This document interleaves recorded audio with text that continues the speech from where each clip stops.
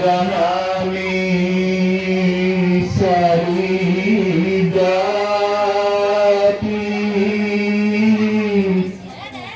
সারু আশ্রম লোহাতি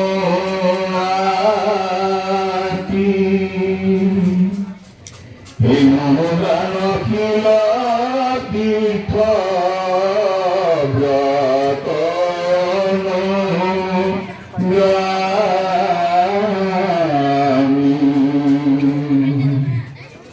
কিন্তু ফুলানন্দ সমুদ্র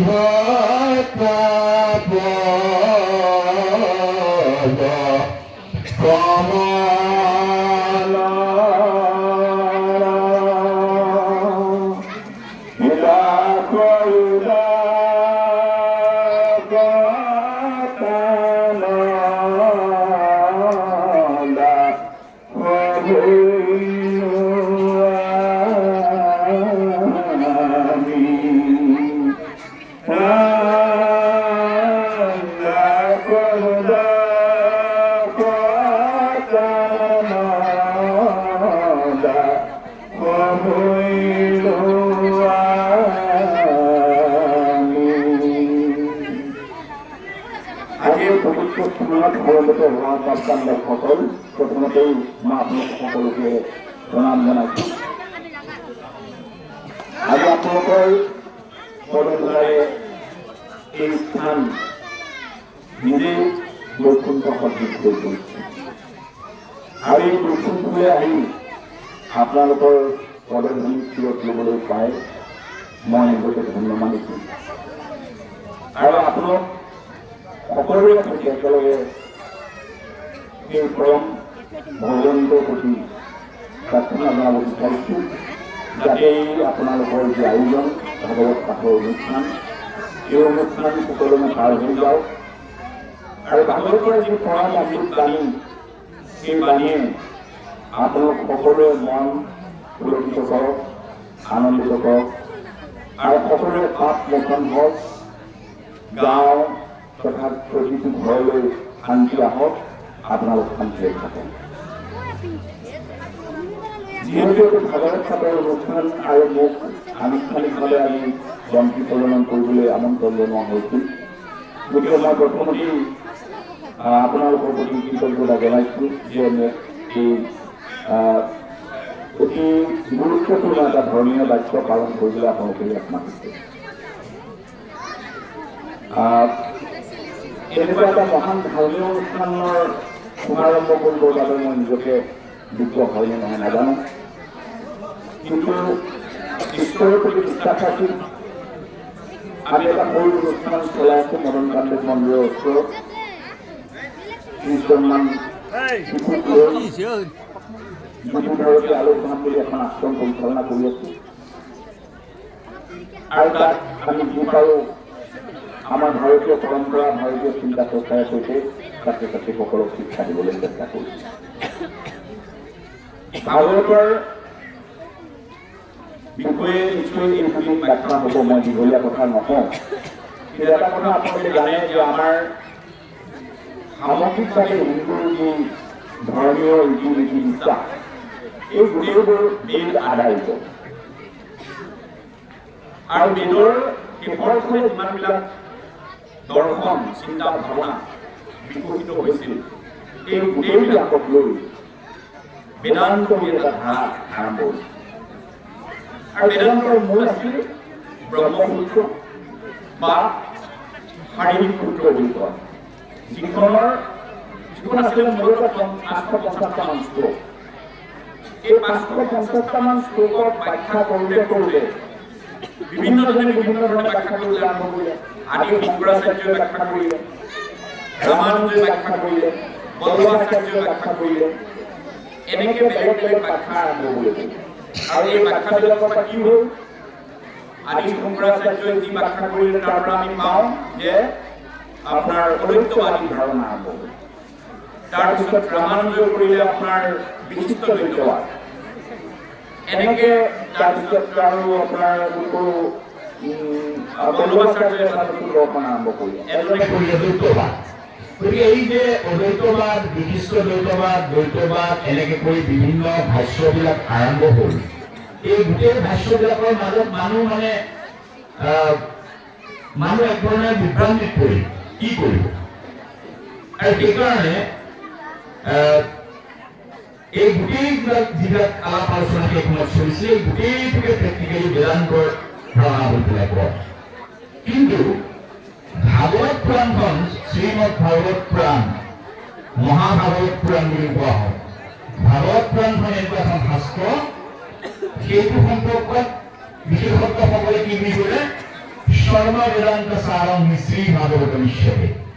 এই গোটেই ভাগৱত বেদান্তৰ যে মতি সকলে লিখি আছে, এইবিলাক দৰকাৰ নাই, সকলো বেদান্তৰ সাৰ ভাগৱততে নিহিত হৈছে।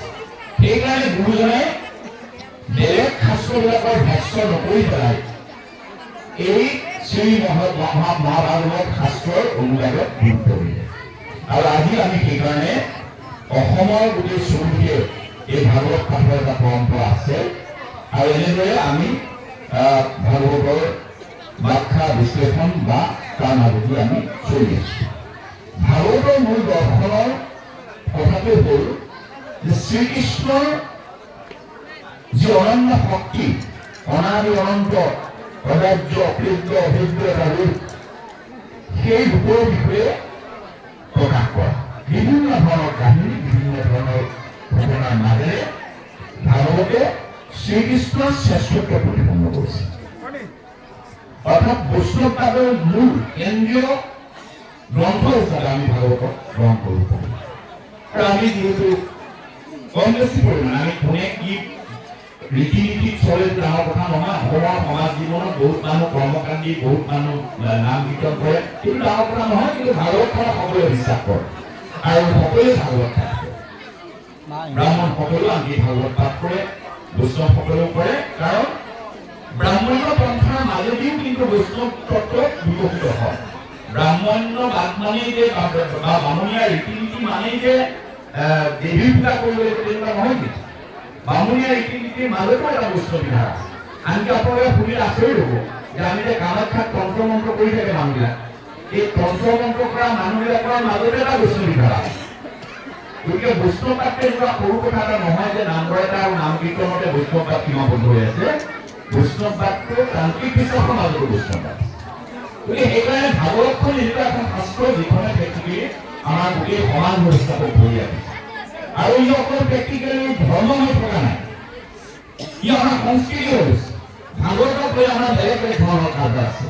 আমাৰ নৃত্য, গীত, প্ৰত্যেক দিনাই নতুন নতুন সুৰ, হয়নে নহয়? আজিকালি আমাৰ ভাগৱত পাঠ কৰিবৰ কাৰণে বিশিষ্ট শিল্পীসকল মাতে, তেওঁলোকে একদম আগৰ সুৰবিলাকক নতুন ধৰণে কৰি মেলি বেলেগ বেলেগ ধৰণৰ সুৰ সৃষ্টি কৰিছে। গতিকে এটা সাংস্কৃতিক অভ্যুত্থান এটা ভাগৱতৰ মাজেদি ঘটি আছে।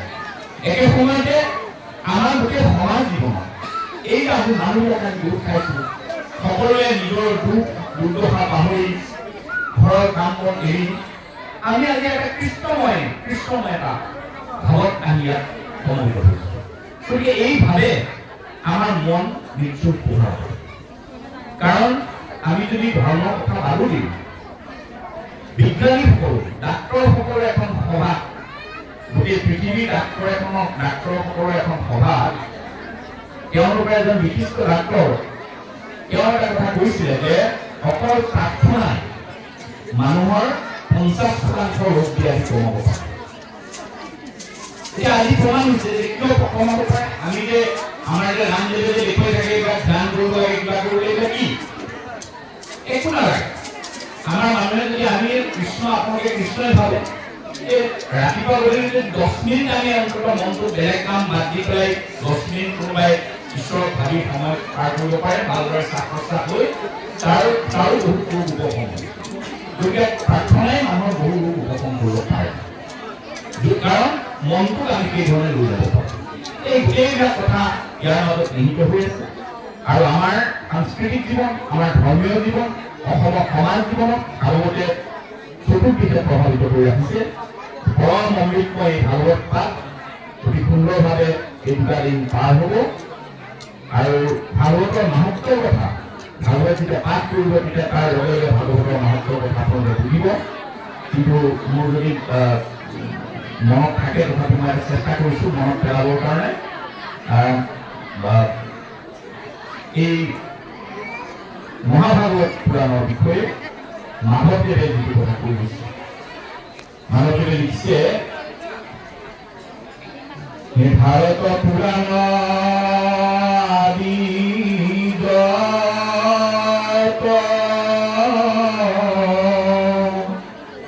নানা শাস্ত্ৰ আদি প্ৰকাশ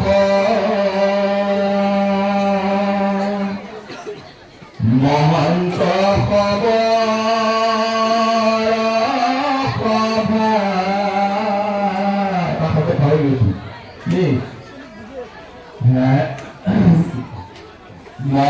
আদিগত মহন্ত খবৰ সভা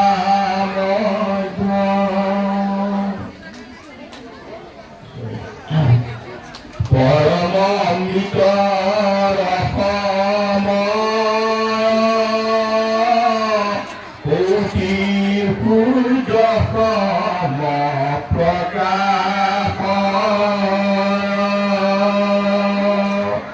হে মহাভাগৱত মহন্ত দেৱে প্ৰকাশ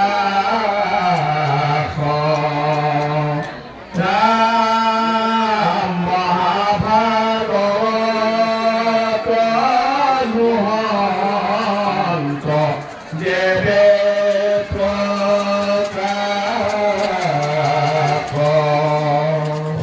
সমস্ত মন্ত্ৰসকলৰ প্ৰভাৱ নানা শাস্ত্ৰ প্ৰকাশ হৈছে। এতিয়ালৈকে পোহৰ অহা নাই, কিন্তু যেতিয়াই মহাভাগৱত শাস্ত্ৰৰ কথা আৰম্ভ হ'ল কৌটি সূত্ৰসমূহ প্ৰকাশ হ'ল। এইটো কথা মাধৱদেৱে কৈ থৈ গৈছে। গতিকে সেই মহাভাগৱত শাস্ত্ৰ পাঠ হ'ব আৰু ইয়াতকৈ আনন্দৰ বিষয় একো নাই। মই ভাবিছোঁ এইদিন এটা কৃষ্ণময় ভক্তিময় পৰিৱেশৰ মাজত আমি সকলোৱে থাকি এইটোকে আশা কৰি আপোনালোকৰ এই আয়োজন সফল হ'ব বুলি বিশ্বাস কৰি পৰম কৰুণাময়ৰ চৰণত প্ৰাৰ্থনা জনাই আপোনালোকে মোক ইয়ালৈ নিমন্ত্ৰণ কৰাৰ বাবে পুনৰ ৰাইজৰ চৰণত পৰৱৰ্তী লৈ মই বক্তব্য সামৰণি মাৰিছোঁ আৰু এই অনুষ্ঠান আৰম্ভ কৰিব। ধন্যবাদ।